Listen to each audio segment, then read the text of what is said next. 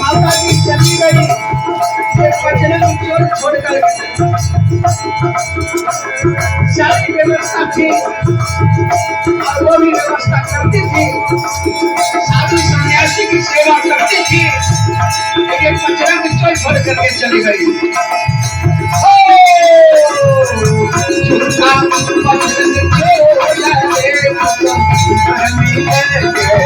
झूठा बजरंग खेल रे तुम मिलेंगे,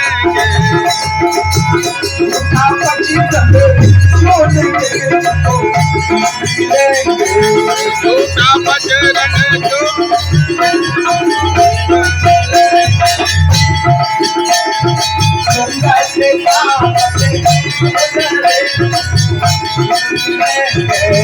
घूंघट का पट खोल रे तुम मिलेंगे। महल में दिया ना बारी रे, महल में दिया ना बारी रे, महल में दिया ना बारी रे, महल में दिया ना बारी रे।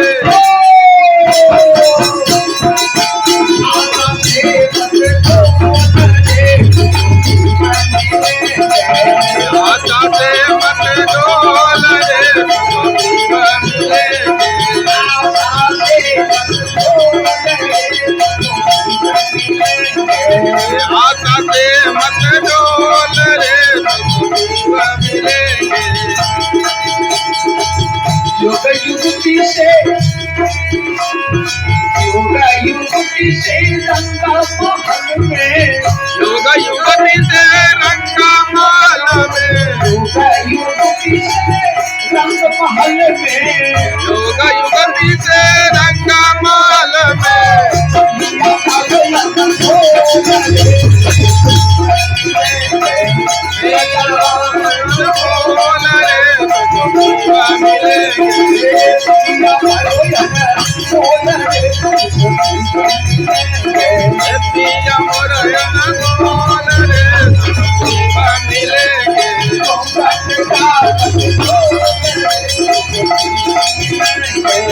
घूंघट का पट खोल रे मिलेंगे,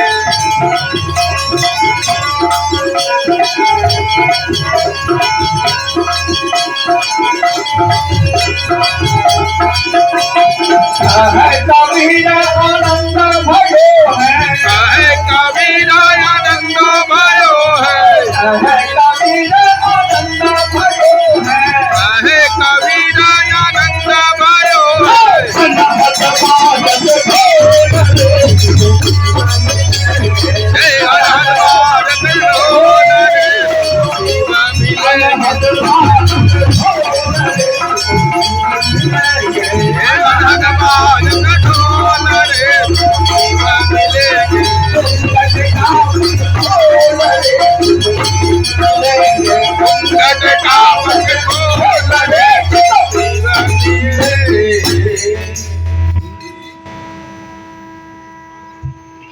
जब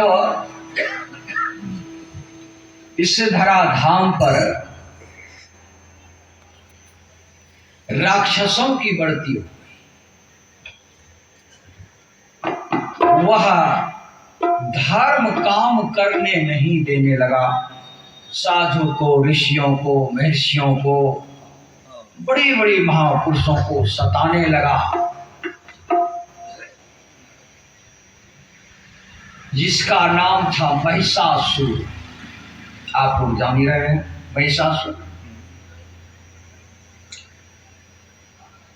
वरदान पा लिया, तब करके वरदान पा लिया ब्रह्मा जी से।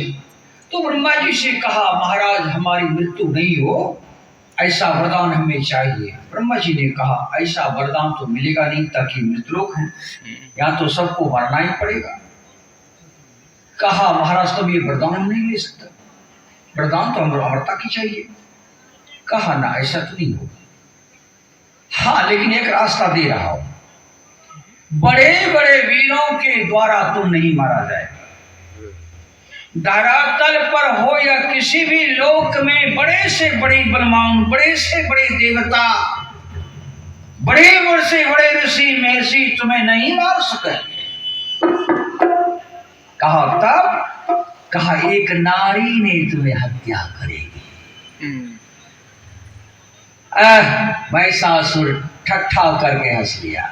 हा हा हा हा, महाराज हमें तो अच्छा वरदान दे दिया। जब बड़े से बड़े वीर बलवान हमें नहीं संग्राम में जीत पाएंगे, एक कमजोर नारी वो हमें क्या बिगाड़ सकेगी? बहुत अच्छा वरदान दे दी महाराज हमको। आपका वरदान पा करके मैं तो बहुत खुश हूं महाराज। कहा, तथास्तु, मैं जा रहा हूं। चलेगा। अब संग्राम चलते चलते सारे देवता जितने भी इस धरातल पर था, नाग, किन्नर इत्यादि इत्यादि जितने वीर था, सब हार गए। वरदान था ना। तब भगवान विष्णु के पास आए। भगवान विष्णु ने कहा, देवता इस तरह से आप लोग विजय नहीं पाएंगे। कहा तब? कहा, उसे तो ब्रह्मा जी ने वरदान दे दिए हैं, तुम्हें नारी हत्या करेंगे। कहा तब? नारी कौन सी ऐसी नारी होगी जो ऐसे वीर पर विजय प्राप्त करेगी? कहा, दूसरा कोई नहीं कर सकेंगे। वह अब करेंगे तो सर्वशक्तिमान जो ईश्वर है, परमात्मा है, गॉड है, अल्लाह है, वही उस पर विजय प्राप्त करेंगे। कहा, महाराज वो करेंगे तो कैसे करेंगे? कहा, हम लोगों को सोचने की जरूरत नहीं है। अरे पहले तो ईश्वर का स्तुति तो करो। वो आएंगे ना, तो उससे मांगेंगे वरदान। तो हम लोग ईश्वर की स्तुति करते हैं ना सुबह सुबह। तो वह कहाँ है ईश्वर? सवक्षेत्र क्षरया परा प्रापर अक्षर पार,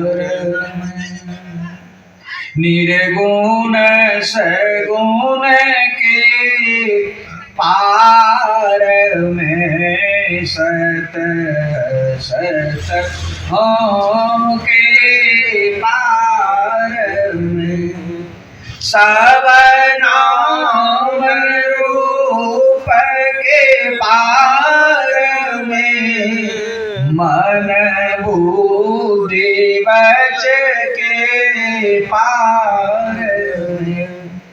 जब ऐसे ऐसे गौगुण विषय पंच पार में ऐसे ऐसे जब पार में है वो पार ब्रह्म परमात्मा, तो क्या उसको आप कैसे बुलाएंगे? बिनु पग चले सुने बिनु काना, कर बिनु कर्म करे विधि नाना। तो वह स्तुति से परमात्मा आ जाते हैं। हम लोग जो स्तुति करते हैं ना, इस स्तुति ईश्वर का स्तुति होती है। ईश्वर आते हैं, और जब ईश्वर आ गए तो सब देवता से कहा, क्या मांगना चाहते हो, किस लिए बुलाए हो? कहेंगे कि नहीं? हम लोगों के सामने जब आ जाएंगे ना ईश्वर तो क्या कहेंगे, कुछ मांगेंगे ना, मोक्ष मांगिएगा या धन मांगिएगा, पुत्र मांगिएगा, जो मांगना हो मांग लीजिएगा। लेकिन मांगने का भी बुद्धि रखना पड़ेगा। धन संपत्ति के फेर में न पड़ जाइएगा, नहीं तो वो गड़बड़ी हो जाएगी, है ना। तो क्या मांगा, कहा प्रभु आप नारी के रूप में आइए अब की बार, और महिषासुर का वध कर दीजिए महाराज। कहा तथास्तु, दे रहा हूं वरदान। समय पर आ रहा, समय पर वही परमात्मा ईश्वर नारी के रूप में आ, एक भी हाथ नहीं छे। कहा हम तो आ गए हैं, हमारे पास एक भी अस्त्र शस्त्र नहीं है ना। क्या कहा, हमारे पास अस्त्र शस्त्र नहीं है।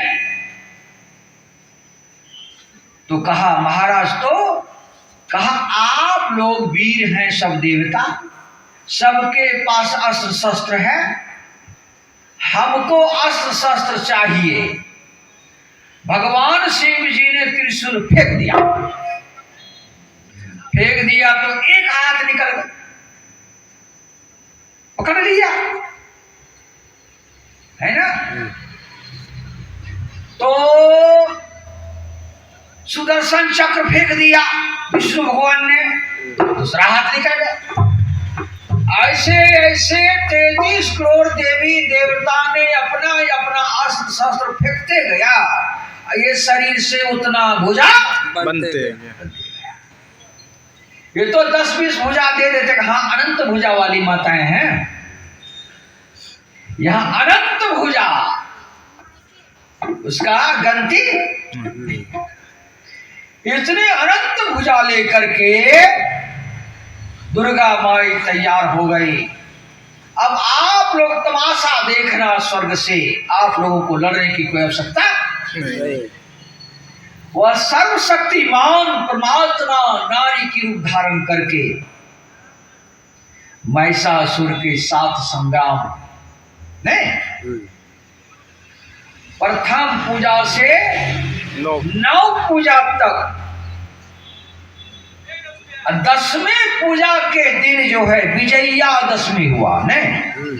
विजय प्राप्त कब किया, 10वें दिन। 10 दिन में महिषासुर को सर्वनाश कर दिया, सारे सेना समेत नष्ट कर दिया। तब उस दिन से माई दुर्गा का नाम से पुकारी जाती है। दुर्गा दुर्गति दूर कर, सबके दुर्गति को दूर कर दिया और धर्म का संस्थापना की और मानव का कल्याण कर दिया। उस दिन से वो माता पूजी जाती है ताकि उसने हम लोगों का कल्याण किया। अच्छा, प्रतिमा क्यों बनाते हैं? दुर्गा माई तो अपना शक्ति लेकर के आई, मार के जो है सो सब कुछ और धर्म का संस्थापना करके चली गई। अब क्या जरूरी है? हाँ जरूरी है। कैसे जरूरी है? ये जो इस माता ने मानव की कल्याण की, धर्म का रक्षा की, ये धर्म का रक्षा करने वाली, मानव का जो है रक्षा करने वाली, मानव का कल्याण करने वाली, तो ये है कैसा? प्राचीन काल में हुई एक कथा, लेकिन वह उस समय का लोगों ने देखा, यदि अभी ये प्रतिमा उस काल से नहीं बनती आती तो क्या हम लोगों को ज्ञान होता कि दुर्गा माई ऐसी थी, दुर्गा माई ऐसी थी, दुर्गा माई कैसी थी? बोलिए। अभी जो हम सब जो गुरु महाराज की प्रतिमा को रखे हैं, गुरु महाराज शरीर में है? नहीं है। तब क्यों रखी जाती है?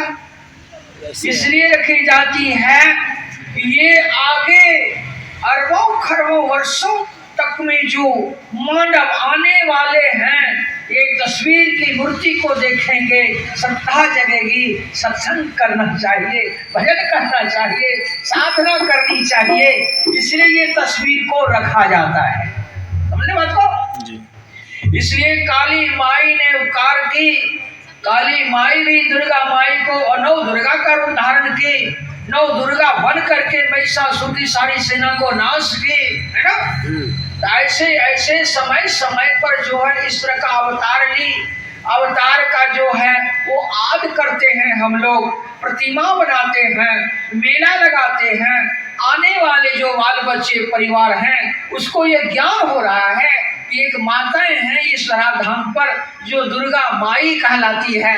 वो दुर्गा माई सर्वशक्ति लेकर के आए और जो है राक्षस का सर्वनाश की है। नहीं, इनकी पूजा होनी चाहिए। तब पूजा करके अब उसी पूजा में रह जाएंगे, फिर वाणिज्य कैसे करेंगे, व्यापार कैसे करेंगे, नौकरी चाकरी कैसे करेंगे, खेती बाड़ी कैसे करेंगे, जब सालों भर उसी पूजा और मेला में रहेंगे तो। इसलिए नहीं 2 और 3 दिन इसको रखिए और इसको विसर्जन कर दीजिए, फिर आद करेंगे अगले साल, हो रहा है ना। यही बड़े विद्वानों का ये सब कार्य है, ये कोई साधारण व्यक्ति का कार्य नहीं है। यदि ये सब कार्य को समझना पड़ेगा, ऐसे लोग कहा देंगे अरे देवी देवता क्या है, वो कुछ नहीं है, ऐसे नहीं हो, अरे ज्ञान नहीं है अभी उसका। जो भी इस धरती पर आए हुए हैं वो कुछ कार्य अच्छा करके आए हुए हैं, इसलिए उसकी पूजा होती है, उनकी जानकारी मिलती है कि ना। तो पहले इस विषय का जानकारी लिया करो और जैसे तैसे नहीं बोला करो। ये कोई बेवकूफ लोग नहीं हैं जो ऐसे ऐसे देवी देवता का पूजा, भगवान की पूजा, गुरु की पूजा इत्यादि पूजा कर रहे हैं, पागल थोड़े हैं। विषय को समझना पड़ेगा ना जी, विषय को पहले समझिए और विषय को समझ करके तब दिमाग में उतारिए और गुरु जो कहे सो सुनिए।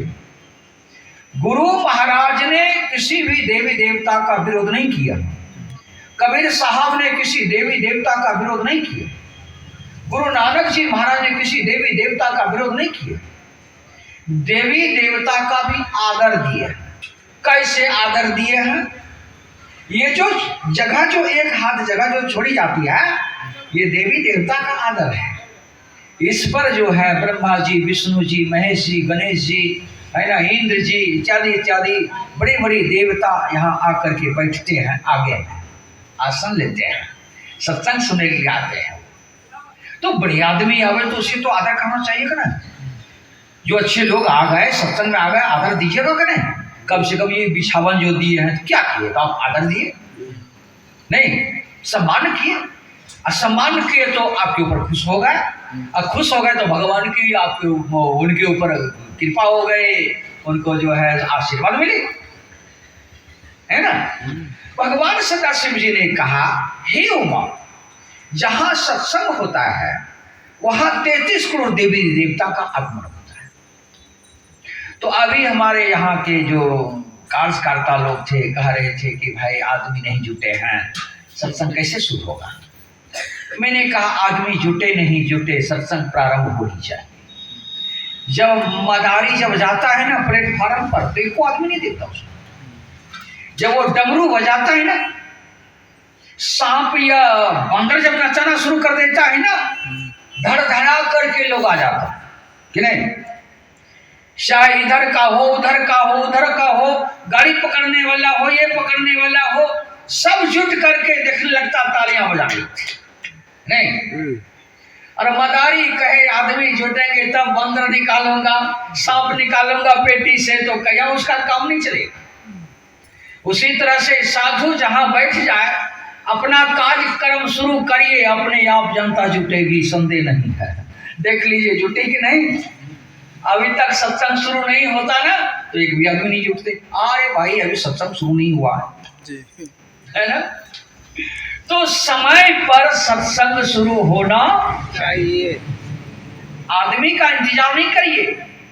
अरे दुकानदार ग्राहक का इंतजार नहीं करता, पहले वो अपना दुकान की ताला खोलता, और ताला खोलने के पूर्व भगवान से मनाते हैं है ना। पहले वो चाबी माथा में सटाता है, खटाक खटाक, कहाँ ताला में खटाक खटाक खटाक खटाक दिया पहले 2-4 बार, तब ताला खोला और अपना झाड़ू उड़ू लगाया, बटखारा वगैरह सब धो धा करके अगरबत्ती जला दिया। ओम जय जगदीश हरे, सब सामान में लगा रहे। भक्त जनों का संकट क्षण में दूर करे, ओम जय जगदीश हरे। तन मन धन सब है तेरा, स्वामी सब कुछ है तेरा, तेरा तुझको अर्पण क्या लागे मेरा। हे भगवान, हम तो कुछ नहीं हो, निमित्त हो, आप आमदनी दीजिएगा। तब ग्राहक जब आने लगी तो धुरा झाड़ मचा दिया, है ना। तो पहले भगवान का भजन तो करो और तब तो आपकी सारी कामना पूर्ण हो जाएगी। कौन कहते नहीं होगी आप? पहले भगवान को आगे तो करो, भगवान को आगे नहीं कर रहे हैं, पहले हम ही अगवा जाते, बिजनेस को अगवा देते हैं और उसमें क्या होगा वो संदेह नहीं है। अब भगवान को अगवा दिया तो समझ जाइएगा, अब तो भगवान हमें साथ देंगे तो देंगे, इसमें संदेह नहीं है। आपकी सारी कामना पूर्ण होगी और आपने जो जो कार्य का अनुष्ठान किए हैं वह होगा। जैसे आप देखिए, महाभारत का युद्ध चल रहा था, भीष्म पिता